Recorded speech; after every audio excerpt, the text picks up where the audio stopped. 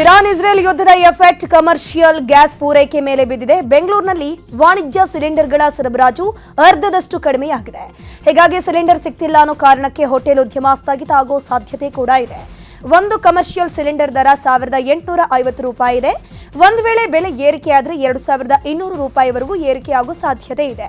ಈ ಸಂಬಂಧ ಆಕ್ರೋಶ ವ್ಯಕ್ತಪಡಿಸಿರುವಂತಹ ಹೋಟೆಲ್ ಮಾಲೀಕರ ಸಂಘ ಗ್ಯಾಸ್ ಇಲ್ಲದಿದ್ರೆ ಅಡುಗೆ ಮಾಡೋಕ್ಕಾಗಲ್ಲ ಅಂತಂದ್ರು. ಗ್ಯಾಸ್ ಪೂರೈಕೆ ವ್ಯತ್ಯಯ ಹಿನ್ನೆಲೆಯಲ್ಲಿ ಗ್ಯಾಸ್ ಡಿಸ್ಟ್ರಿಬ್ಯೂಟರ್ಸ್ ಸುಲಿಗೆಗೆ ಇಳಿದಿರೋ ಆರೋಪ ಕೇಳಿ ಬರ್ತಾ ಇದೆ. ಹೋಟೆಲ್ ಮಾಲೀಕರು ಡಿಸ್ಟ್ರಿಬ್ಯೂಟರ್ಸ್ ವಿರುದ್ಧ ಸುಲಿಗೆ ಮಾಡ್ತಿದ್ದಾರೆ ಅಂತ ಆರೋಪವನ್ನು ಮಾಡ್ತಿದ್ದಾರೆ. ಇನ್ನು 1 ವಾರಕ್ಕಾಗುವಷ್ಟು ಗ್ಯಾಸ್ ಸಿಲಿಂಡರ್ ಸ್ಟಾಕ್ ಇದೆ.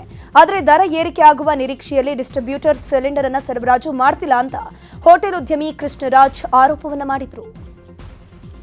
ಈ ರೀತಿಯಾದ ಸುಮಾರು 4-5 ದಿವಸಕ್ಕೆ ಆಗುವಷ್ಟು ಗ್ಯಾಸ್ ಸಿಲಿಂಡರ್ ಡಿಸ್ಟ್ರಿಬ್ಯೂಟರ್ಗಳು ಸ್ಟಾಕ್ ಮಾಡಿದ್ದಾರೆ ಅಂತ ನಮ್ಗೆ ಕೇಳ್ಪಟ್ಟಿದ್ವಿ. ಯಾಕಂತ ಹೇಳಿದ್ರೆ ಈಗಾಗಲೇ ಕೆಲವೊಂದು ಹೋಟ್ಲ್ಗಳಿಗೆ ಸುಮಾರು ₹2,800-3,000 ದುಡ್ಡು ಕೊಟ್ಟರೆ ಅವರಿಗೆ ಸಪ್ಲೈ ಮಾಡ್ತಾ ಇದ್ದಾರೆ. ಅಂದರೆ ನಮ್ಮ ಗೋಡಾನ್ಗಳಿದೆ, ಅಲ್ಲಿಗೆ ಬಂದು ನೀವೇ ತೊಗೊಂಡು ಹೋಗಬೇಕು ಅಂತೇಳಿ ಈ ರೀತಿಯಾದ ಆಟ ಆಡ್ತಾ ಇದ್ದಾರೆ. ಅಧಿಕಾರಿಗಳು ಅದು ಎಲ್ಲ ಗುಡಾನ್ಗಳಿಗೆ ಹೋಗ್ಬಿಟ್ಟು ರೇಡ್ ಮಾಡಬೇಕು. ಪ್ರತಿ ಸ್ಟಾಕನ್ನು ಆಯಾ ದಿವಸ ಅವ್ರಿಗೆ ಕಸ್ಟಮರಿಗೆ ಸಪ್ಲೈ ಮಾಡಬೇಕಂತೇಳಿ ಕಂಪ್ನಿಯ ರೂಲ್ ಹೇಳುತ್ತೆ. ಇದು ಅದನ್ನು ಬಿಟ್ಟು ಇವರು ಸ್ಟಾಕ್ ಮಾಡಿಕೊಂಡು ನೀವೇ ಡೈರೆಕ್ಟಾಗಿ ಬಂದರೆ ನಾವು ಇಷ್ಟಕ್ಕೆ ಕೊಡ್ತೀವಿ ಅಷ್ಟಕ್ಕೆ ಕೊಡ್ತೀವಿ ಅಂತ ದಂಧೆಗಳಿದ್ದಾರೆ. ಈ ದಂಧೆ ಕಡಿವಾಣ ಹಾಕಬೇಕು ಅಂತೇಳಿ ನಾವು ಹೇಳ್ತಾ ಇದ್ದೀವಿ. ಬೆಂಗಳೂರಿನ ಫೇಮಸ್ ಹೋಟೆಲ್ ಆದ ವಿದ್ಯಾರ್ಥಿ ಭವನಕ್ಕೂ ಗ್ಯಾಸ್ ಕೊರತೆ ಬಿಸಿ ತಟ್ಟಿದೆ. ಹೋಟೆಲ್ನಲ್ಲಿದ್ದ 4 ಗ್ಯಾಸ್ ಒಲೆಗಳಲ್ಲಿ 2 ಗ್ಯಾಸ್ ಒಲೆಗಳನ್ನು ಬಂದ್ ಮಾಡಲಾಗಿದೆ. ಗ್ಯಾಸ್ ಇಲ್ಲದ ಕಾರಣ ಹೋಟೆಲ್ ಮಾಲೀಕರು 2 ಗ್ಯಾಸ್ ಒಲೆಯನ್ನ ಬಂದ್ ಮಾಡಿದ್ದಾರೆ. ಇದರ ಜೊತೆಗೆ ಮೆನುವಿನಲ್ಲೂ ಕೆಲವು ಆಹಾರಗಳನ್ನು ಕಟ್ ಮಾಡಲಾಗಿದೆ. 4 ಗ್ಯಾಸ್ ಸಿಲಿಂಡರ್ ಮೂಲಕ ಹೋಟೆಲ್ ನಡೆಸಲಾಗ್ತಾ ಇದೆ ಅಂತ ಹೋಟೆಲ್ ಮಾಲೀಕ ಅರುಣ್ ಅಡಿಗ ಹೇಳಿದ್ದಾರೆ. ಬಂದ್ ಮಾಡಿರೋದಲ್ಲ, ಗ್ಯಾಸ್ ಇದ್ರೇನೆ ಉರಿಸೋದು. ಇರೋ ಲಿಮಿಟೆಡ್ ಗ್ಯಾಸಲ್ಲಿ ಆದಷ್ಟು ಆಪ್ಟಿಮೈಸೇಷನ್ ಮಾಡ್ತಾ ಇದೀವಿ. ನಮ್ಮ ರಿಸೋರ್ಸಸ್ನ 4 ಹಂಚನ್ನ 2 ಹಂಚಿಗೆ ಓಡಿಸ್ತಾ ಇದ್ದೀವಿ. ಪೂರಿ ನಿಲ್ಲಿಸಿದ್ದೀವಿ, ಸಾಂಬಾರು ಕಡಿಮೆ ಮಾಡಿದ್ದೀವಿ. ನೋಡಬೇಕು ಏನೇನು ಸರ್ಕಸ್ ಮಾಡೋಕ್ಕಾಗುತ್ತೋ ಮಾಡೋದು. ಸೊ ದಟ್ ಇನ್ನು 1 ದಿವಸ ಎಕ್ಸ್ಟ್ರಾ ತಳ್ಕೊಂಡು ಮಾಡಿದ್ರೆ ಅಷ್ಟೊತ್ತಿಗೆ ಸರ್ಕಾರ ಏನಾದ್ರು ಇಂಟರ್ವ್ಯೂನ್ ಮಾಡಿ ಸೊಲ್ಯೂಷನ್ ಕೊಟ್ಟರೆ ನಮ್ಗೆ ಪರಿಹಾರ ಸಿಗುತ್ತೆ, ಏನು ಅಂತ ಮಾಡೋದು ಅಂತ ಐಡಿಯಾ ಸಿಗುತ್ತೆ ಅಂತ. ನಮಗೆ ಹೋಟ್ಲ್ ಮುಚ್ಚೋದು ಉದ್ದೇಶ ಖಂಡಿತ ಯಾರಿಗೂ ಇಲ್ಲ. ಅದು ಥ್ರೆಟನ್ ಮಾಡೋದು ಅಲ್ಲ, ಹೇಗೋ ನಡೆಸಬೇಕು ಅನ್ನೋದು. ಲಾಸ್ಟ್ ಗ್ಯಾಸ್ ಇರೋವರೆಗೂ ನಡೆಸ್ತೀವಿ. ಆದಷ್ಟು ಮುಂದಕ್ಕೆ ತಳ್ಳೋಣ ಅಂತ ಇರೋ ಮೆನುನೇ ಅಡ್ಜಸ್ಟ್ ಮಾಡ್ಕೊಂಡು ಮಾಡ್ತಾಯಿದ್ವಿ. ನಿನ್ನೆ ಬೆಳಗ್ಗೆಯಿಂದ ಗ್ಯಾಸ್ ಸಪ್ಲೈ ಆಗಿಲ್ಲ. ನಮಗೆ ದಿವಸ ಸಪ್ಲೈ ತೊಗೋತೀವಿ. ನಮ್ಮ consumption around 5 cylinder per day. So ಇವಾಗ ನನ್ನ ಹತ್ರ 10-12 ಸಿಲಿಂಡರ್ ಖಾಲಿ ಸಿಲಿಂಡರ್ ಇದೆ. ಇನ್ನೊಂದು 4 ಸಿಲಿಂಡರ್ ಇದೆ. ಹಬ್ಬ ನಾವು ಈ ಸರ್ಕಸ್ ಎಲ್ಲ ಮಾಡಿದ್ರೆ ನಾಳೆ ಮಧ್ಯಾಹ್ನ ತನಕ ನಡೆಸ್ತೀವಿ. ಇರಾನ್ ಹಾಗೂ ಇಸ್ರೇಲ್ ವಾರ್ ಎಫೆಕ್ಟ್ ಹೋಟೆಲ್ ಉದ್ಯಮಕ್ಕೆ ಭಾರಿ ಹೊಡೆತವನ್ನ ಕೊಡ್ತಾ ಇದೆ. ಕಮರ್ಷಿಯಲ್ ಸಿಲಿಂಡರ್ ಸಿಗದೆ ಮಾಲೀಕರು ಪರದಾಟವನ್ನು ನಡೆಸಿದ್ದಾರೆ.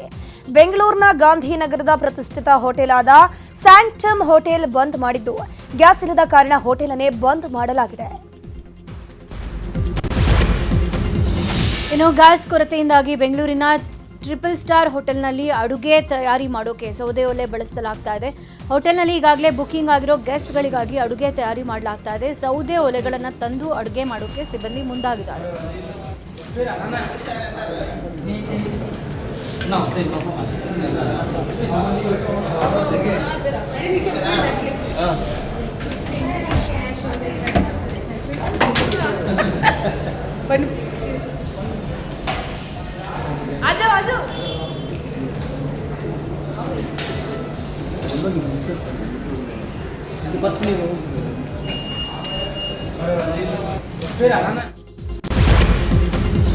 ಬೆಂಗಳೂರಿನಲ್ಲಿ ಕಮರ್ಷಿಯಲ್ ಗ್ಯಾಸ್ ಅಭಾವ ಹಿನ್ನೆಲೆ ಹಲವು ಹೋಟೆಲ್ಗಳಲ್ಲಿ ಆಹಾರ ಪದಾರ್ಥಗಳ ಮೆನು ಕೂಡ ಕಟ್ ಮಾಡೋಕೆ ಹೋಟೆಲ್ ಮಾಲೀಕರ ಸಂಘ ಮಹತ್ವದ ನಿರ್ಧಾರವನ್ನು ಕೈಗೊಂಡಿದೆ.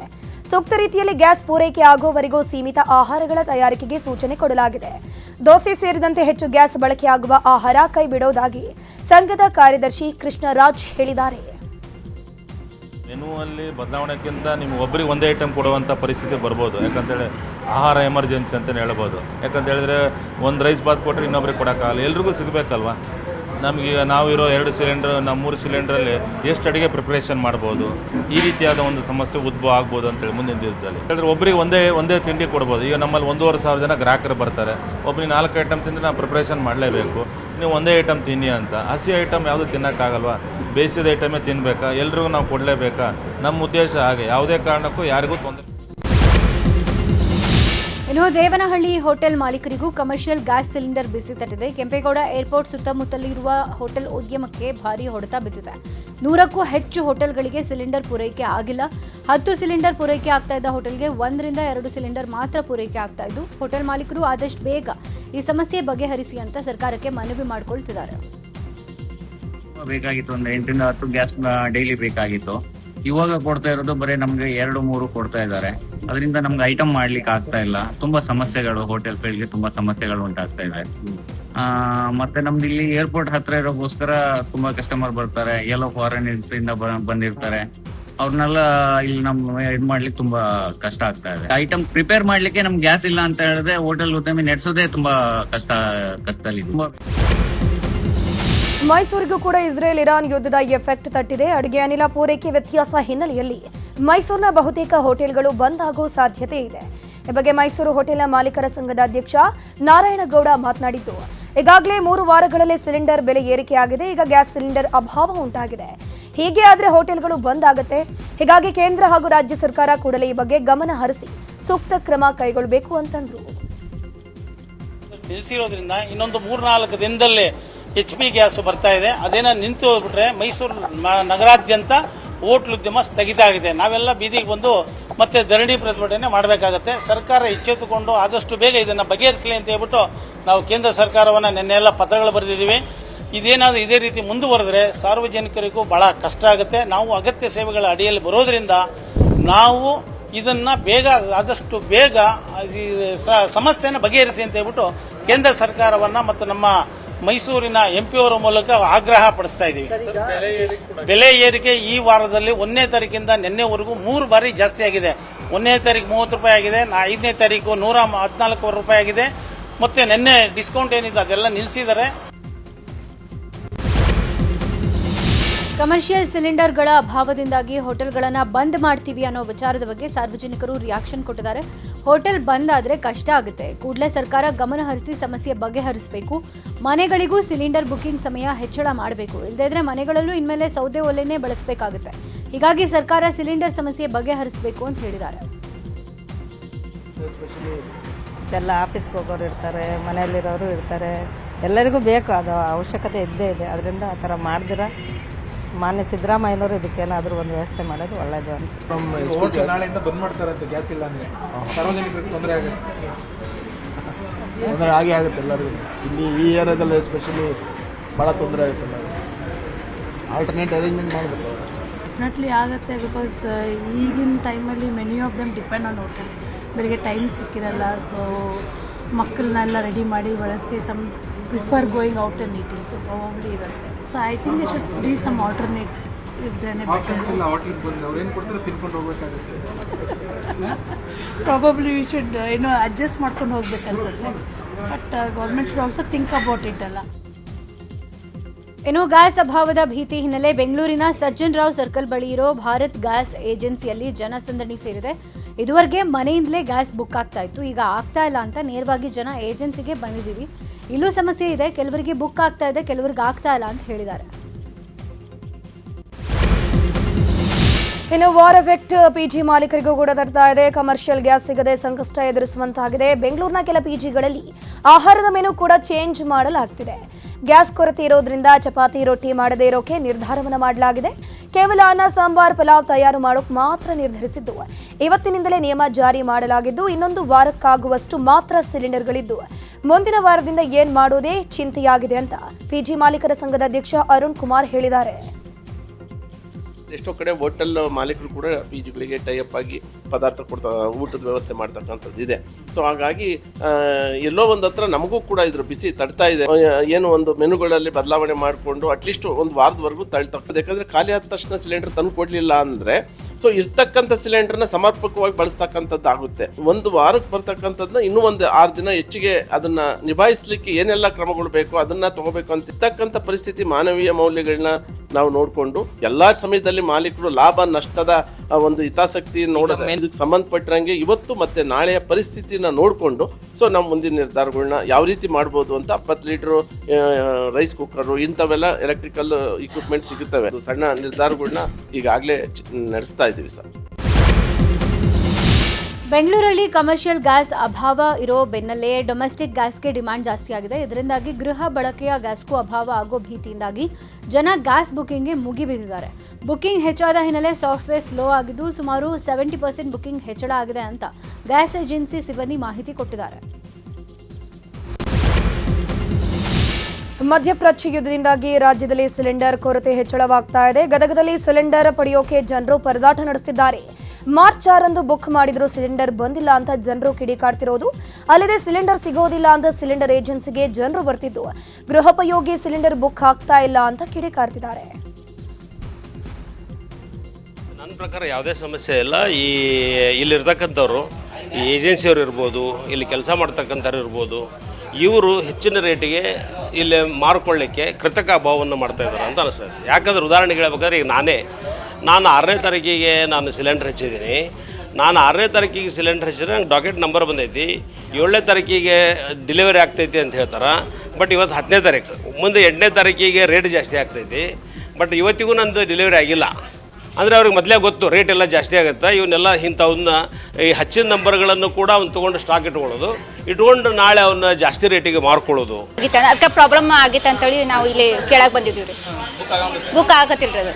ಅದು ಹೋದ ತಿಂಗಳು ನಾವು ಬುಕ್ ಮಾಡಿದ್ವಿ, ಅದು ಇಮಿಡಿಯೇಟ್ ಅದು ಆತ್ರಿ. ಈ ತಿಂಗಳು ಮಾಡಿದ್ರು ಬರಾಕತ್ತಿಲ್ಲ ರೀ. ಅದಕ್ಕೆ ಏನು ಪ್ರಾಬ್ಲಮ್ ಆಗ್ಯದ ಅಂತ ಕೇಳಕ್ಕೆ ಬಂದಿದ್ವಿ ಸರಿ. ಆಗಾಕತ್ತಿಲ್ಲ, ಕಾಲ್ನೂ ಇಲ್ಲ ರೀ. 3-4 ನಂಬರ್ಸ್ ಕೊಟ್ಟಿದ್ರು ರೀ. ಎಲ್ಲ ನಂಬರ್ ಚೆಕ್ ಮಾಡಿದ್ವಿ, ಯಾವುದೂ ನಂಬರ್ ಆಗತ್ತಿಲ್ಲ. ಇದು ಸರ್ವರ್ ಇಶ್ಯೂ ಇರೋದು ನಮ್ಮ ಏಜೆನ್ಸಿ ಒಳಗೆ ಒಂದೇ ಅಲ್ರಿ, ಎಲ್ಲ ಕಡೆನೂ ಐತಿ. ಸಿಲಿಂಡ್ರಿಗೆ ಯಾವುದೇ ಥರದ ಇದಕ್ಕೆ ಸಪ್ಲೈಗೇನು ತೊಂದರೆ ಇಲ್ಲ. ನಿನ್ನೆ ಬುಕ್ ಮಾಡಿದ್ವಿ, ಇವತ್ತು ಡೆಲಿವರಿ ಕಳ್ಸಾಕತ್ತೀವಿ. ಇನ್ನು ಹಾವೇರಿಯಲ್ಲೂ ಕೂಡ ಕಮರ್ಷಿಯಲ್ ಸಿಲಿಂಡರ್ ಸಿಗದೆ ಮಾಲೀಕರು ಕಂಗಾಲಾಗಿ ಹೋಗಿದ್ದಾರೆ. 300ಕ್ಕೂ ಹೆಚ್ಚು ವೆಜ್ ನಾನ್ ವೆಜ್ ಹೋಟೆಲ್ ಮಾಲೀಕರಿಗೆ ಸಂಕಷ್ಟ ಎದುರಾಗಿದೆ. ಸದ್ಯಕ್ಕೆ 1 ವಾರಕ್ಕೆ ಆಗುವಷ್ಟು ಮಾತ್ರ ಸಿಲಿಂಡರ್ ಲಭ್ಯತೆ ಇದ್ದು ಸಿಲಿಂಡರ್ ಖಾಲಿ ಬಳಿಕ ಹೋಟೆಲ್ ಬಂದ್ ಆಗೋ ಪರಿಸ್ಥಿತಿ ಇದೆ.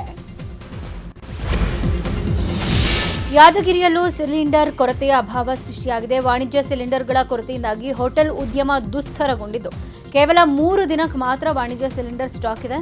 3 ದಿನದ ಬಳಿಕ ಬಹುತೇಕ ಹೋಟೆಲ್ಗಳು ಬಂದ್ ಆಗೋ ಸಾಧ್ಯತೆ ಇದೆ.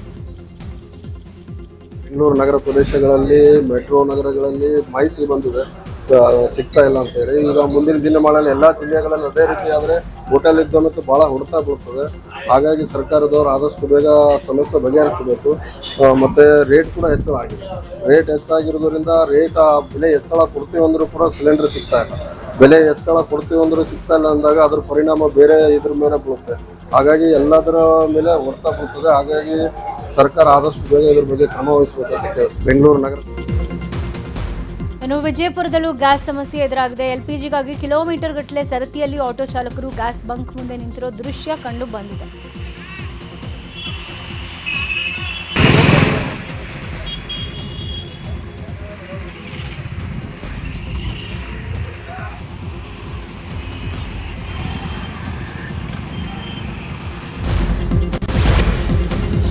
ಗ್ಯಾಸ್ ಬೆಲೆ ಏರಿಕೆ ಹಾಗೂ ಪೂರೈಕೆಯಲ್ಲಿ ವ್ಯತ್ಯಯ ವಿಚಾರದ ಬಗ್ಗೆ ಮಾತನಾಡಿದ ಡಿಸಿಎಂ ಡಿಕೆ ಶಿವಕುಮಾರ್, ಪಾರ್ಲಿಮೆಂಟ್ನಲ್ಲಿ ಸರ್ಕಾರ ಇದನ್ನ ಚರ್ಚೆ ಮಾಡಬೇಕು. ಇವತ್ತಿನವರೆಗೂ ಚರ್ಚೆ ಮಾಡೋಕೆ ಅವಕಾಶ ಕೊಟ್ಟಿಲ್ಲ. ನಮ್ಮ ಇಂಡಿಯಾ ಒಕ್ಕೂಟದ ಎಂಪಿಗಳು ನಿನ್ನೆ ಪ್ರತಿಭಟನೆ ಮಾಡಿದ್ರು. ನಮ್ಮ ಬಳಿ ಸ್ಟಾಕ್ ಇಲ್ಲ, ಸಿಲಿಂಡರ್ ಬೆಲೆ ಕೂಡ ಏರಿಸಿದ್ದಾರೆ. ಇದ್ರ ಬಗ್ಗೆ ಎಂಪಿಗಳು ಮಾತನಾಡ್ತಿಲ್ಲ. ಮೊದಲು ಈ ಸಮಸ್ಯೆ ಬಗ್ಗೆ ಧ್ವನಿ ಎತ್ತಲಿ ಅಂತಂದ್ರು. ಇನ್ನು ಇದೇ ವಿಚಾರವಾಗಿ ಸಚಿವ ಪ್ರಿಯಾಂಕ್ ಖರ್ಗೆ, ಲಕ್ಷ್ಮೀ ಹೆಬ್ಬಾಳ್ಕರ್, ಎಂಸಿ ಸುಧಾಕರ್, ಆರ್ವಿ ದೇಶಪಾಂಡೆ ಕೂಡ ಪ್ರತಿಕ್ರಿಯಿಸಿದ್ದಾರೆ. ಪಾರ್ಲಿಮೆಂಟಲ್ಲಿ ಸರ್ಕಾರ ಇದನ್ನು ಚರ್ಚೆ ಮಾಡಬೇಕು. ಇವತ್ತರೆಗೂ ಚರ್ಚೆ ಮಾಡೋಕ್ಕೆ ಅವಕಾಶ ಕೊಡ್ತಾ ಇಲ್ಲ. ಅದಕ್ಕೆ ನಮ್ಮ ಎಲ್ಲ ಎಂಪಿಗಳು, ಇಂಡಿಯಾ ಒಕ್ಕೂಟದ ಎಂಪಿಗಳೆಲ್ಲ ನಿನ್ನೆಲ್ಲ ಪ್ರತಿಭಟನೆ ಮಾಡಿದ್ದಾರೆ. ಯಾಕೆ ಅವ್ರಿಗೆ ಭಯ? ನಿಮ್ಮ ಫಾರಿನ್ ಪಾಲಿಸಿ ಇವತ್ತಿಂದಲ್ಲ ನಾವು ಈ ರಾಜ್ಯತೆ ಸಂಬಂಧ. ನಮಗೆ ಸ್ಟಾಕ್ ಇಲ್ಲ. ಈಗಾಗಲೇ ಡೀಸೆಲ್ ಬೆಲೆ ನಿನ್ನೆನೇ ಹೆಣ್ಮಕ್ಳು ವರ್ಲ್ಡ್ ವುಮನ್ ಡೇ ದಿನನೇ 60 ರೂಪಾಯಿ ಏರಿಕೆ ಮಾಡಿ ಎಲ್ಲರಿಗೂ ಮಾಡಿದ್ದಾರೆ. ಎಂಪಿಗಳು ಯಾಕೆ ಮಾತಾಡ್ತಾ ಇಲ್ಲ? ಎಂಪಿಗಳು ಒಬ್ಬರು ಮಾತಾಡ್ತಾ ಇಲ್ಲ. ಈ ಗ್ಯಾಸ್ ಬೆಲೆದು, ಗ್ಯಾಸ್ ತೊಂದರೆ ಆಗಿರೋದು ಈಗ ಎಲ್ಲ ಸ್ಟ್ರೈಕ್ ಮಾಡ್ತಾರಲ್ಲ, ಎಂಪಿಗಳು ಅದ್ರ ಬಗ್ಗೆ ಮಾತಾಡಲಿ. ಎಲ್ಲದಕ್ಕೂ ಧ್ವನಿ ಎತ್ತಾರೆ, ಭಾಳ ವಿಚಿತ್ರವಾಗಿ ಧ್ವನಿ ಎತ್ತಾರೆ. ಎಲ್ಲ ಮಾತಾಡ್ತೀನಿ. ಕಳೆದ ಪಾರ್ಲಿಮೆಂಟ್ನಲ್ಲಿ ಇಂಧನ ಸಚಿವರಾದಂಥ ಹರ್ದೀಪ್ ಸಿಂಗ್ ಪುರಿ ಅವರು ಸದನದಲ್ಲಿ ಏನು ಹೇಳ್ತಾರೆ ಅಂದರೆ, ಯಾರೂ ಚಿಂತೆಗೆ ಒಳಗಾಗಬಾರ್ದು, ನಮಗೆ 75 ದಿನ ಪೂರೈಕೆ ಆಗಷ್ಟು ಇಂಧನ ಇದೆ ನಮ್ಮ ಹತ್ರ ಅಂತ ಹೇಳ್ತಾರೆ. ಈ ಯುದ್ಧ ಪ್ರಾರಂಭ ಆದಮೇಲೆ ministry of oil and petroleum and natural gas ಅವ್ರ ಕಡೆಯಿಂದ ಏನು ಬರುತ್ತೆ, 25 ದಿನ ಎಷ್ಟು ಪೂರೈಕೆ ಆಗುವಷ್ಟು ಇಂಧನ ನಮ್ಮ ಹತ್ರ ಇದೆ ಅಂತ ಹೇಳ್ತಾರೆ.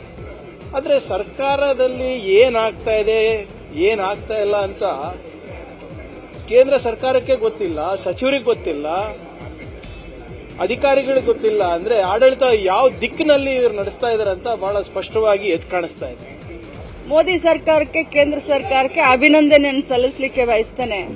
ಇದು ಅವರು ಕೊಟ್ಟಂತ ಒಂದು ಕೊಡುಗೆ ಅಂತ ಹೇಳಲಿಕ್ಕೆ ಬಯಸ್ತೇನೆ. ಮೊನ್ನೆ ಮಹಿಳಾ ದಿನಾಚರಣೆಯ ದಿನದಂದನೇ ಗ್ಯಾಸ್ ಸಿಲಿಂಡರ್ ಬೆಲೆ ಜಾಸ್ತಿ ಆಗಿದೆ.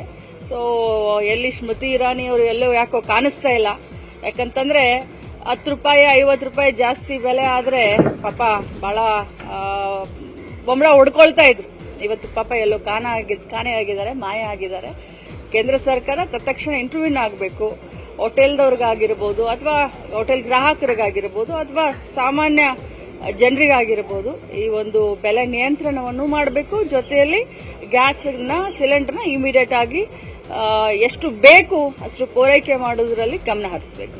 ಅಮೆರಿಕ ರಾಷ್ಟ್ರದ ಸರ್ವಾಧಿಕಾರಿ ಧೋರಣೆಯ ಫಲ ಇವತ್ತು ಇಡೀ ಪ್ರಪಂಚದ ಎಲ್ಲ ದೇಶಗಳ ಮೇಲೆ ಒಂದು ರೀತಿಯಾದಂತಹ ವ್ಯತಿರಿಕ್ತವಾದಂತಹ ಪರಿಣಾಮ ಬೀರ್ತಾ ಇದೆ. ಎಲ್ಲಿ ತೈಲ ಇರ್ತಕ್ಕಂಥ ರಾಷ್ಟ್ರಗಳ ಮೇಲೆ ನಾವು ಈ ಹಲವಾರು ವರ್ಷಗಳಿಂದ ನೋಡಿದಾಗ ತೈಲ ಹೆಚ್ಚು ಲಭ್ಯ ಇರತಕ್ಕಂಥ ದೇಶಗಳ ಮೇಲೆ ಹಿಡಿತ ಸಾಧಿಸಬೇಕು ಅಂತಕ್ಕಂಥ ನಿಟ್ಟಿನಲ್ಲಿ ಅಲ್ಲಿರ್ತಕ್ಕಂಥ ಆಡಳಿತವನ್ನ ಅಸ್ಥಿರಗೊಳಿಸ್ತಕ್ಕಂಥದ್ದು, ಅಲ್ಲಿರ್ತಕ್ಕಂಥ ಮುಖಂಡರನ್ನ ಆಂತರಿಕ ದಂಗೆಯ ಮುಖಾಂತರ ಬೇರೆ ಬೇರೆ ರೀತಿಯಲ್ಲಿ ಸಮಸ್ಯೆಗಳನ್ನ ಸೃಷ್ಟಿ ಮಾಡತಕ್ಕಂಥ ಕೆಲಸವನ್ನ ಮಾಡಿ ಇವತ್ತು ಈ ರೀತಿ ಪರಿಸ್ಥಿತಿ ಪ್ರಪಂಚದಲ್ಲಿ ಸೃಷ್ಟಿಯಾಗಿದೆ. ಅದರ ಪರಿಣಾಮ ಇವತ್ತು ನಾವು ಕೂಡ ಎದುರಿಸುವಂತಹ ಪರಿಸ್ಥಿತಿಯಾಗಿದೆ. ಮಾನ್ಯ ಪ್ರಧಾನಮಂತ್ರಿಗಳು ಏನು 56 ಇಂಚಿನ ಎದೆಗಾರಿಕೆ ಇರ್ತಕ್ಕಂಥವ್ರು ಈಗ ಏನು ಉತ್ತರ ಕೊಡ್ತಾರೆ ಈ ರಾಷ್ಟ್ರದ ಜನಕ್ಕೆ ಅಂತಕ್ಕಂಥದ್ದನ್ನ ನಾವೆಲ್ಲರೂ ಕಾದು ನೋಡ್ತಾ ಇದೀವಿ. ಏನೇನು ಇದ್ರ ಮೇಲೆ ಪರಿಣಾಮಗಳಾಗ್ತವೆ, ಯಾವ್ಯಾವ ಅಗತ್ಯ ವಸ್ತುಗಳ ಬೆಲೆಗಳು ಜಾಸ್ತಿ ಆಗ್ತವೆ, ಸಗಟು ಸಾಗಾಣಿಕೆಯ ಮೇಲೆ ಯಾವ ರೀತಿ ಪರಿಣಾಮ ಬೀರ್ತದೆ, ಇದು ಒಂದಲ್ಲ ಒಂದು ರೀತಿ ಕ್ಯಾಸ್ಕೇಡಿಂಗ್ ಎಫೆಕ್ಟ್ ಅಂತ ಹೇಳ್ತಾರೆ. ಇದೆಲ್ಲ ದೊಡ್ಡ ಮಟ್ಟದಲ್ಲಿ ಆಗ್ತಕ್ಕಂಥದ್ದಾಗ್ತಾ ಇದೆ. ಇದಕ್ಕೆ ಕೇಂದ್ರ ಸರ್ಕಾರನೇ ಇದಕ್ಕೆ ಉತ್ತರ ಕೊಡಬೇಕು ಅಂತಕ್ಕಂಥದ್ದು ನನ್ನ ಅಭಿಪ್ರಾಯ. ಗ್ಯಾಸ್ ದರ ರೆಸಿಡೆನ್ಷಿಯಲ್ಗೆ 65 ರೂಪಾಯಿ, ಈ ಕಮರ್ಷಿಯಲ್ಗೆ 110 ರೂಪಾಯಿ ಮಾಡಿ ಭಾರ ಬಿದ್ದಿದೆ, ಅದ್ರ ಬಗ್ಗೆ ಪ್ರಶ್ನೆ ಇಲ್ಲ. ಆದರೆ ಇದಕ್ಕೆ ಮುಖ್ಯ ಕಾರಣ ನಮ್ಮ ಅರಬ್ ಕಂಟ್ರೀಸ್ ಏನಿವೆ, ಇಸ್ರಾಯೇಲ್, ಈಜಿಪ್ಟ್, UAE, ನಮ್ಮ ಟ್ರಂಪ್ ಸಾಹೇಬರ ಕೃಪೆಯಿಂದ ಏನು ಯುದ್ಧ ನಡೀತಾ ಇದೆ ಅದರ ದುಷ್ಪರಿಣಾಮಗಳು ಇವು. ಹಾಗಾಗಿ ಭಾರತ ಸರ್ಕಾರ ಈ ಸಮಸ್ಯೆ ಬಗೆಹರಿಸಲಿಕ್ಕೆ ಪ್ರಾಧಾನ್ಯದ ಮೇಲೆ ಪ್ರಯತ್ನ ಮಾಡಬೇಕು. ಎಷ್ಟು ಇಂಪೋರ್ಟ್ ಮಾಡಲಿಕ್ಕೆ ಸಾಧ್ಯ ಅಷ್ಟು ಇಂಪೋರ್ಟ್ ಮಾಡಿ ಬೆಲೆ ಕಡಿಮೆ ಮಾಡಲಿಕ್ಕೆ ಪ್ರಯತ್ನ ಮಾಡಬೇಕಂತ ಭಾರತ ಸರ್ಕಾರನ ಒತ್ತಾಯ ಮಾಡ್ತಾ ಇದ್ದೇನೆ. ಗ್ಯಾಸ್ ಕೊರತೆ ವಿಚಾರವಾಗಿ ಮೈಸೂರಲ್ಲಿ ಮಾತನಾಡಿದ ಮಾಜಿ ಸಂಸದ ಪ್ರತಾಪ್ ಸಿಂಹ, ಸ್ವಲ್ಪ ಸಮಸ್ಯೆ ಆಗಿದೆ, ಹಿತಮಿತವಾಗಿ ಅನಿಲ ಖರ್ಚು ಮಾಡೋ ಸ್ಥಿತಿ ಬಂದಿದೆ. ಪೆಟ್ರೋಲ್ ಡೀಸೆಲ್ಗೆ ಸಮಸ್ಯೆ ಇಲ್ಲ. ಮೋದಿ ಪ್ರಯತ್ನದ ಫಲವಾಗಿ ಪೆಟ್ರೋಲ್ ಡೀಸೆಲ್ ಬೆಲೆ ಏರಿಕೆ ಆಗಿಲ್ಲ.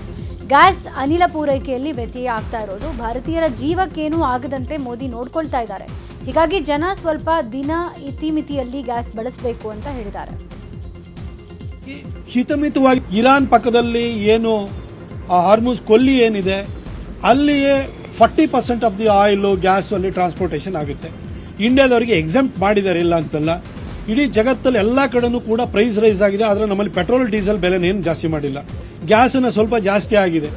ಈಗ ವಾರ 10 ದಿನ 15 ದಿನ 20 ದಿನ ವೇಟ್ ಮಾಡಬೇಕಾದಂಥ ಸ್ಥಿತಿ ಕಾಣಿಸ್ತಾ ಇದೆ. ಹಾಗಾಗಿ ಹಿತಮಿತವಾಗಿ ಖರ್ಚು ಮಾಡಿ ನೀವು ಅದನ್ನು ಬಳಕೆನೂ ಮಾಡಿ ಅನಿಲವನ್ನು ಪೆಟ್ರೋಲ್ ಡೀಸೆಲ್ಗೆ ಏನು ಕೊರತೆ ಆಗಲ್ಲ. ಜಗತ್ತನ್ನು ಕಾಡ್ತಾ ಇರುವಂಥ ಒಂದು ಸಮಸ್ಯೆ ಆಗಿದೆ. ಇದೇನು ಭಾರತದಲ್ಲಿ ಮಾತ್ರ ಆಗ್ತಾ ಇರೋಂಥದ್ದಲ್ಲ, ಬೇರೆ ದೇಶಗಳಲ್ಲಿ ಪೆಟ್ರೋಲ್ ಡೀಸೆಲನ್ನು ಕೂಡ ನಿಮಗೆ ಬೈ ಮಾಡೋಕ್ಕಾಗಲ್ಲ. ಆ ಲೆವೆಲ್ಗೆ ಅದು ಒಂದು ಗಗನಕ್ಕೆ ಏರ್ಬಿಟ್ಟಿದೆ. ಆದರೆ ನಮ್ಮ ದೇಶದಲ್ಲಿ ನಮ್ಮ ಮೋದಿ ಸರ್ಕಾರದ ಒಂದು ಪ್ರಯತ್ನದ ಫಲವಾಗಿ ಇವತ್ತು ಕೂಡ ಆ ಬೆಲೆಯನ್ನು ಏರಿಕೆ ಆಗದಂಗೆ ತಡೆದಿದ್ದಾರೆ. ಇನ್ನು ಬೆಂಗಳೂರಲ್ಲಿ ಕಮರ್ಷಿಯಲ್ ಸಿಲಿಂಡರ್ ಕೊರತೆ ಹಿನ್ನೆಲೆ ಕೇಂದ್ರ ಸಚಿವರಿಗೆ ಸಂಸದ ತೇಜಸ್ವಿ ಸೂರ್ಯ ಪತ್ರ ಬರೆದಿದ್ದಾರೆ. ಬೆಂಗಳೂರು ಹೋಟೆಲ್ ಅಸೋಸಿಯೇಷನ್ ಮನವಿಯನ್ನ ಕೇಂದ್ರ ಸಚಿವರ ಗಮನಕ್ಕೆ ತಂದಿದ್ದಾರೆ. ಗ್ಯಾಸ್ ಸಿಲಿಂಡರ್ ಬೆಲೆ ಏರಿಕೆ ವಿರುದ್ಧ ಕಾಂಗ್ರೆಸ್ ಪ್ರತಿಭಟನೆ ಮಾಡ್ತಾ ಇದೆ. ಮಂಡ್ಯದ ವಿಶ್ವೇಶ್ವರಯ್ಯ ಪ್ರತಿಮೆ ಬಳಿ ಜಿಲ್ಲಾ ಕಾಂಗ್ರೆಸ್ ಸಮಿತಿಯಿಂದ ಪ್ರತಿಭಟನೆ ಮಾಡಲಾಯಿತು. ಕೇಂದ್ರ ಸರ್ಕಾರ ಗ್ಯಾಸ್ ಬೆಲೆ ಏರಿಕೆ ಮಾಡಿ ಜನಸಾಮಾನ್ಯರ ಮೇಲೆ ದಬ್ಬಾಳಿಕೆಯನ್ನ ಮಾಡ್ತಾ ಇದೆ. ಮಹಿಳೆಯರಿಗೆ ಮೋದಿಯವರು ಅನ್ಯಾಯ ಮಾಡ್ತಿದ್ದಾರೆ. ತಕ್ಷಣವೇ ಬೆಲೆ ಏರಿಕೆ ವಾಪಸ್ ಪಡಿಬೇಕು, ಇಲ್ಲದಿದ್ದರೆ ಮಹಿಳೆಯರು ಮತ್ತು ರಾಜ್ಯದ ಜನ ತಕ್ಕ ಉತ್ತರ ಕೊಡ್ತಾರೆ ಅಂತ ಆಕ್ರೋಶವನ್ನು ವ್ಯಕ್ತಪಡಿಸಿದರು. ಇನ್ನು ಉಡುಪಿಯಲ್ಲೂ ಕೂಡ ಜಿಲ್ಲಾ ಕಾಂಗ್ರೆಸ್ನಿಂದ ರಸ್ತೆಯಲ್ಲಿ ವಿಭಿನ್ನವಾಗಿ ಚಹಾ ತಯಾರಿಸಿ ಪ್ರತಿಭಟನೆ ಮಾಡಲಾಯಿತು. ಕಾಂಗ್ರೆಸ್ ಭವನದಿಂದ ಬ್ರಹ್ಮಗಿರಿ ಸರ್ಕಲ್ವರೆಗೂ ಪ್ರತಿಭಟನಾ ಮೆರವಣಿಗೆ ಮಾಡಿ ಕೇಂದ್ರ ಸರ್ಕಾರದ ವಿರುದ್ಧ ಆಕ್ರೋಶವನ್ನು ವ್ಯಕ್ತಪಡಿಸಿದ್ದಾರೆ. ಮಧ್ಯಪ್ರಾಚ್ಯದಲ್ಲಿ ಯುದ್ಧದ ಎಫೆಕ್ಟ್ನಿಂದಾಗಿ ಇದೀಗ ಪೆಟ್ರೋಲ್ ಡೀಸೆಲ್ ದರ ಕೂಡ ಏರಿಕೆಯಾಗುವ ಸಾಧ್ಯತೆ ಇದೆ. ಲೀಟರ್ಗೆ 5 ರಿಂದ 6 ರೂಪಾಯಿ ಜಾಸ್ತಿ ಆಗಬಹುದು. ಈ ಬಗ್ಗೆ ಎಲ್ಲ ಡಿಸ್ಟ್ರಿಬ್ಯೂಟರ್ಸ್ಗಳಿಗೆ ಇಂಡಿಯನ್ ಆಯಿಲ್ ಕಾರ್ಪೊರೇಷನ್ ಲಿಮಿಟೆಡ್ ಪತ್ರ ಬರೆದಿದೆ. ಸಿಲಿಂಡರ್ ದರ ಏರಿಕೆ ತಡೆಗೆ ವಿಪಕ್ಷಗಳು ಕೇಂದ್ರಕ್ಕೆ ಆಗ್ರಹಿಸ್ತಾ ಇದೆ. ಸಂಸತ್ನಲ್ಲಿ ಚರ್ಚೆಗೆ ಅವಕಾಶವನ್ನು ನೀಡುವಂತೆ ಒತ್ತಡ ಹೇರಿದ್ದಾರೆ. ವಿಪಕ್ಷಗಳು ಅವಿಶ್ವಾಸ ನಿರ್ಣಯಕ್ಕೆ ಮುಂದಾಗಿದ್ದು ಸ್ಪೀಕರ್ ವಿರುದ್ಧ ಚರ್ಚೆಗೆ ಅವಕಾಶ ಕೊಡದಿದ್ದಕ್ಕೆ ವಿಪಕ್ಷ ಸಂಸದರು ಸದನದಲ್ಲಿ ಗರಂ ಆದರು. ಪೆಟ್ರೋಲಿಯಂ ಉತ್ಪನ್ನಗಳ ದರ ಏರಲ್ಲ, ಯಾವುದೇ ಭಯ ಬೇಡ ಅಂತ ಕೇಂದ್ರ ಸರ್ಕಾರ ಜನರಿಗೆ ಆಶ್ವಾಸನೆ ಕೊಟ್ಟಿದೆ. ಗ್ಯಾಸ್ ದರ ಏರಲ್ಲ, ಹಾಗೆ ಯೂರಿಯಾ ಡಿಎಪಿ ಗೊಬ್ಬರದ ದರವೂ ಏರಿಕೆ ಆಗಲ್ಲ. ಸಾರ್ವಜನಿಕರ ಹಿತ ಕಾಪಾಡ್ತೀವಿ ಅಂತ ಕೇಂದ್ರ ಅಭಯ ಕೊಟ್ಟಿದೆ. ಈ ಬಗ್ಗೆ ಪೆಟ್ರೋಲಿಯಂ ಸಚಿವರ ಸಭೆ ಕೂಡ ನಡೆದಿದೆ. ಇರಾನ್ ಅಮೆರಿಕ ಯುದ್ಧ 11ನೇ ದಿನವೂ ಮುಂದುವರೆದಿದೆ. ಜಾಗತಿಕವಾಗಿ ಯುದ್ಧದ ಹೊಡೆತ ಎಲ್ಲಾ ದೇಶಗಳಿಗೂ ತಟ್ಟಿದೆ. ಇನ್ನು ಕದನ ವಿರಾಮಕ್ಕೆ ಮಧ್ಯಸ್ಥಿಕೆ ವಹಿಸೋಕೆ ಚೀನಾ, ರಷ್ಯಾ, ಫ್ರಾನ್ಸ್ ನಮ್ಮನ್ನ ಸಂಪರ್ಕ ಮಾಡಿತ್ತು ಅಂತ ಇರಾನ್ನ ವಿದೇಶಾಂಗ ಸಚಿವ ಕಾಸಿಂ ಹೇಳಿದ್ದಾರೆ. ಈ ಎಲ್ಲ ಬೆಳವಣಿಗೆ ನಡುವೆ ಮಾತನಾಡಿರುವಂತಹ ಅಮೆರಿಕ ಅಧ್ಯಕ್ಷ ಟ್ರಂಪ್, ನಾವೇನಾದರೂ ಇರಾನ್ ಮೇಲೆ ದಾಳಿಯನ್ನ ಮಾಡಿರದಿದ್ರೆ ಇರಾನ್ ಅಮೆರಿಕ ಮೇಲೆ ದಾಳಿಯನ್ನ ಮಾಡ್ತಾ ಇರ್ತಿತ್ತು. ದಾಳಿಯ ಮಾಹಿತಿ ತಿಳಿದ ಕಾರಣವೇ ನಾವು ಇರಾನ್ ಮೇಲೆ ಯುದ್ಧವನ್ನ ಸಾರಿದ್ವಿ ಅಂತ ಹೇಳಿದ್ದಾರೆ. ಇಸ್ರೇಲ್ ಅಮೆರಿಕ ಜಂಟಿ ದಾಳಿಗೆ ಪ್ರತ್ಯುತ್ತರ ಕೊಡ್ತಾ ಇರುವ ಇರಾನ್ ಬಹ್ರೇನ್ನಲ್ಲಿರುವ ಮನಾಮದ ಅಮೆರಿಕನ್ ರಾಜತಾಂತ್ರಿಕ ಹೋಟೆಲ್ ಮೇಲೆ ಭೀಕರ ದಾಳಿ ಮಾಡಿದೆ. 136 ಡ್ರೋನ್ಗಳ ಮೂಲಕ ದಾಳಿ ಮಾಡಿದ್ದು ಕಟ್ಟಡವನ್ನು ಧ್ವಂಸಗೊಳಿಸಿದೆ. ಇಸ್ರೇಲ್ ಅಮೆರಿಕ ದಾಳಿಗೆ ಇರಾನ್ ಪ್ರತ್ಯುತ್ತರ ಕೊಡ್ತಾ ಇದೆ. ಕತಾರ್ನಲ್ಲಿರುವ ಅಮೆರಿಕದ ಮತ್ತೊಂದು ವಾಯುನೆಲೆ ಮೇಲೆ ಇರಾನ್ ಕ್ಷಿಪಣಿ ದಾಳಿ ಮಾಡಿದೆ. ಅಮೆರಿಕದ ವಾಯುನೆಲೆಗಳನ್ನೇ ಗುರಿಯಾಗಿಸಿಕೊಂಡು ಇರಾನ್ ದಾಳಿ ಮಾಡ್ತಾ ಇದ್ದು ವಾಯುನೆಲೆಗಳನ್ನು ಇರಾನ್ ಧ್ವಂಸ ಮಾಡ್ತಾ ಇದೆ. ಇರಾನ್ ಹರ್ಮುಜ್ ಜಲಸಂಧಿ ತಡೆದಿದ್ದಕ್ಕೆ ಅಮೆರಿಕ ಅಧ್ಯಕ್ಷ ಡೊನಾಲ್ಡ್ ಟ್ರಂಪ್ ಕಿಡಿಕಾರಿದ್ದಾರೆ. ಈ ಕುರಿತು ಮಾತನಾಡಿರುವ ಟ್ರಂಪ್, ತೈಲ ಸಾಗಣೆ ತಡೆದ್ರೆ ಮತ್ತಷ್ಟು ದಾಳಿ ಮಾಡ್ತೀವಿ, ಈಗಿನ ದಾಳಿಗಿಂತ 20 ಪಟ್ಟು ಕಠಿಣವಾಗಿರುತ್ತೆ ಅಂತ ಹೇಳಿದ್ದಾರೆ. ಇದರ ಮಧ್ಯೆ ಇರಾನ್ ಕೂಡ ಹರ್ಮುಜ್ ಪ್ರವೇಶ ಮಾಡಿದ್ರೆ ಸ್ಫೋಟ ಎಚ್ಚರಿಕೆ ಕೊಟ್ಟಿದೆ. ರಾಜ್ಯ ವಿಧಾನಸಭೆಯಲ್ಲಿ ಬಜೆಟ್ ಮೇಲೆ ಚರ್ಚೆ ನಡೀತಾ ಇದೆ. ಇದು ವೆಂಟಿಲೇಟರ್ನ ಆಕ್ಸಿಜನ್ ನಲ್ಲಿ ಉಸಿರಾಡ್ತಾ ಇರುವ ಬಜೆಟ್. ಸರ್ಕಸ್ನಲ್ಲಿ ಹಗದ ಮೇಲೆ ನಡೆಯೋ ರೀತಿಯಂತಿದೆ. ಇದೊಂದು ಖಾಲಿ ಟ್ರಂಕ್ ಅಂತ ವಿಪಕ್ಷ ನಾಯಕ ಅಶೋಕ್ ಲೇವಡಿ ಮಾಡಿದ್ದಾರೆ. ಈ ವೇಳೆ ಮಾತನಾಡಿದ ಡಿಕೆಶಿ, ಆ ರೀತಿಯೆಲ್ಲ ಏನೂ ಇಲ್ಲ, ಕನಸು ಕಾಣಬೇಡ ಹೀಗಂತ ತಿರುಗೇಟು ಕೊಟ್ಟಿದ್ದಾರೆ. ವಿಧಾನಸಭೆ ಕಲಾಪದಲ್ಲಿ ಇವತ್ತು ಕೋಲಾರ, ಚಿಕ್ಕಬಳ್ಳಾಪುರದಲ್ಲಿನ ನೀರು ಪೂರೈಕೆ ವಿಚಾರದ ಬಗ್ಗೆ ಪ್ರಸ್ತಾಪವನ್ನ ಮಾಡಲಾಗಿದೆ. ಸದನದಲ್ಲಿ ಜೆಡಿಎಸ್ನ ಶಾಸಕ ಸಮೃದ್ಧಿ ಮಂಜುನಾಥ್ ಪ್ರಸ್ತಾಪ ಮಾಡಿದ್ದು, ತ್ಯಾಜ್ಯ ನೀರನ್ನ ಶುದ್ಧೀಕರಿಸಿ ನಮಗೆ ಕೊಳಚೆ ನೀರನ್ನ ಬಿಡ್ತಿದ್ದಾರೆ, ನಮ್ಮ ಮಕ್ಕಳಿಗೆ ವಿಷಯವನ್ನ ಕೊಡ್ತಿದ್ದಾರೆ ಅಂತ ಹೇಳಿದ್ರು. ಈ ವೇಳೆ ಸಚಿವ ಬೋಸರಾಜು ಉತ್ತರವನ್ನ ಕೊಟ್ಟಿದ್ದು, ಮಂಜುನಾಥ್ ನೀರಿನ ಬಾಟಲ್ ತೋರಿಸಿದ್ದಾರೆ, ಆದರೆ ಅದು ಯಾವ ನೀರು ಅಂತ ಗೊತ್ತಿಲ್ಲ ಅಂತ ಅಪಹಾಸ್ಯ ಮಾಡಿದ್ರು. ಈ ವೇಳೆ ಮಧ್ಯಪ್ರವೇಶ ಮಾಡಿದ ಕೃಷ್ಣ ಬೈರೇಗೌಡ, ಶಾಸಕರು ಆರೋಪ ಮಾಡಿದ್ದಾರೆ, ವೈಜ್ಞಾನಿಕ ಸಂಸ್ಥೆ ಅಧ್ಯಯನ ಮಾಡಬೇಕು, ಪರಿಶೀಲನೆ ಮಾಡಿ ತನಿಖೆ ಮಾಡಲಿ ಅಂತಂದ್ರು. ಡಿಕೆ ಶಿವಕುಮಾರ್ ಕೆಪಿಸಿಸಿ ಅಧ್ಯಕ್ಷರಾಗಿ ಇವತ್ತಿಗೆ 6 ವರ್ಷ. ಹೀಗಾಗಿ ಎಲ್ಲ ಕಡೆ ಶುಭಾಶಯಗಳ ಮಹಾಪೂರ ಹರಿದು ಬರ್ತಾ ಇದೆ. ಈ ನಡುವೆ ಡಿಕೆಶಿ ಸಿಎಂ ಆಗ್ಲಿ ಅಂತ ಮೈಸೂರಿನ 101 ಗಣಪತಿ ದೇವಸ್ಥಾನದಲ್ಲಿ ಅಭಿಮಾನಿಗಳು ಪೂಜೆ ಮಾಡಿದ್ದಾರೆ. ಡಿಕೆ ಭಾವಚಿತ್ರ ಹಿಡಿದು ಸಿಎಂ ಆಗ್ಲಿ ಅಂತ ಘೋಷಣೆಗಳನ್ನು ಕೂಗಿದ್ದಾರೆ. ಇನ್ನು ಡಿಕೆಶಿ ಮುಂದಿನ ಮುಖ್ಯಮಂತ್ರಿ ಅಂತ ಘೋಷಣೆಗಳನ್ನು ಕೂಗಿ ರಾಜ್ ಉಳ್ಳಾಗಡ್ಡಿ ಹಾಗೂ ಕಾಂಗ್ರೆಸ್ ಕಾರ್ಯಕರ್ತರು ಕೂಗಿದ್ದಾರೆ. ಹುಬ್ಬಳ್ಳಿಯ ಸರ್ವೋದಯ ವೃತ್ತದಲ್ಲಿ ವಿಜಯೋತ್ಸವ ಆಚರಿಸಿದ್ದಾರೆ. ಕಾಲೇಜುಗಳಲ್ಲಿ ವಿದ್ಯಾರ್ಥಿ ಸಂಘದ ಚುನಾವಣೆ ನಡೆಸುವ ಬಗ್ಗೆ ಬಜೆಟ್ನಲ್ಲಿ ಸರ್ಕಾರ ಘೋಷಣೆ ಮಾಡಿತ್ತು. ಇದೇ ವಿಚಾರವಾಗಿ ನಿನ್ನೆ ಮಂಗಳೂರಿನ ಹಂಪನಕಟ್ಟೆಯಲ್ಲಿರುವಂತಹ ವಿಶ್ವವಿದ್ಯಾನಿಲಯ ಕಾಲೇಜಿನಲ್ಲಿ ಎನ್ಎಸ್ಯುಐ ಸಂಭ್ರಮಾಚರಣೆ ಮಾಡಿತು. ಎನ್ಎಸ್ಯುಐ ಸಂಭ್ರಮಾಚರಣೆ ಖಂಡಿಸಿ ಇವತ್ತು ಎಬಿವಿಪಿ ಪ್ರತಿಭಟನೆ ಮಾಡಿತು. ಕಾಲೇಜಿಗೆ ನುಗ್ಗಿದ ಎನ್ಎಸ್ಯುಐ ಕಾರ್ಯಕರ್ತರು ಶೈಕ್ಷಣಿಕ ಚಟುವಟಿಕೆಗೆ ಅಡ್ಡಿಪಡಿಸಿದ್ದಾರೆ ಅಂತ ಎಬಿವಿಪಿ ಲೀಡರ್ಸ್ ಆರೋಪ ಮಾಡಿದರು. ಇನ್ನು ಎನ್ಎಸ್ಯುಐ ಕಾರ್ಯಕರ್ತರಿಗೆ ಕಾಲೇಜು ಪ್ರವೇಶಕ್ಕೆ ಅನುಮತಿ ನೀಡದ ಪ್ರಾಂಶುಪಾಲರ ವಿರುದ್ಧ ಆಕ್ರೋಶವನ್ನು ವ್ಯಕ್ತಪಡಿಸಲಾಯಿತು. T20 ವಿಶ್ವಕಪ್ ಗೆದ್ದ ಟೀಂ ಇಂಡಿಯಾಗೆ ಬಿಸಿಸಿಐ ಬರೋಬ್ಬರಿ 131 ಕೋಟಿ ರೂಪಾಯಿ ನಗದು ಬಹುಮಾನ ಘೋಷಣೆ ಮಾಡಿದೆ. ಮೊನ್ನೆ ಅಹಮದಾಬಾದ್ನ ನರೇಂದ್ರ ಮೋದಿ ಸ್ಟೇಡಿಯಂನಲ್ಲಿ ಫೈನಲ್ ಪಂದ್ಯದಲ್ಲಿ ನ್ಯೂಜಿಲೆಂಡ್ ತಂಡವನ್ನು ಮಣಿಸಿದ್ದ ಟೀಂ ಇಂಡಿಯಾ ವಿಶ್ವಕಪ್ ಪ್ರಶಸ್ತಿಯನ್ನು ಮುಡಿಗೇರಿಸಿಕೊಂಡಿತು. ಇದೀಗ ವಿಶ್ವ ವಿಜೇತ ತಂಡಕ್ಕೆ ಬಿಸಿಸಿಐ 131 ಕೋಟಿ ಬಹುಮಾನ ಘೋಷಣೆ ಮಾಡಿದ್ದು ಭಾರತ ತಂಡದ ಆಟಗಾರರಿಗೆ ಮತ್ತು ಸಿಬ್ಬಂದಿಗೆ ಹಂಚಲಾಗುತ್ತೆ ಅಂತ ಹೇಳಿದೆ. ಟಾಕ್ಸಿಕ್ ಸಿನಿಮಾದ ಎಫೆಕ್ಟ್ ನಿಂದಾಗಿ ರಾಮಾಯಣ ಚಿತ್ರದ ಶೂಟಿಂಗ್ ಲೇಟ್ ಆಗೋ ಸಾಧ್ಯತೆ ಇದೆ. ಟಾಕ್ಸಿಕ್ ಸಿನಿಮಾಗಾಗಿ ಗಡ್ಡ ತೆಗೆದು ಯಶ್ ಹೇರ್ ಕಟ್ ಅನ್ನು ಮಾಡಿಸಿದ್ದಾರೆ. ಆದರೆ ರಾಮಾಯಣ ಸಿನಿಮಾದಲ್ಲಿ ರಾವಣ ಪಾತ್ರಕ್ಕಾಗಿ ಗಡ್ಡದ ಗೆಟಪ್ನಲ್ಲಿ ಯಶ್ ಕಾಣಿಸಿಕೊಂಡಿದೆ. ಆದರೆ ಯಶ್ನ ಉದ್ದ ಕೂದಲು ಹಾಗೂ ಗಡ್ಡಕ್ಕಾಗಿ ರಾಮಾಯಣ ಟೀಮ್ ಕಾಯ್ತಾ ಇದೆ. ಇನ್ನು 2 ರಿಂದ 3 ತಿಂಗಳು ರಾಮಾಯಣ ಸಿನಿಮಾ ಶೂಟಿಂಗ್ ಡೌಟ್ ಎನ್ನಲಾಗ್ತಿದೆ.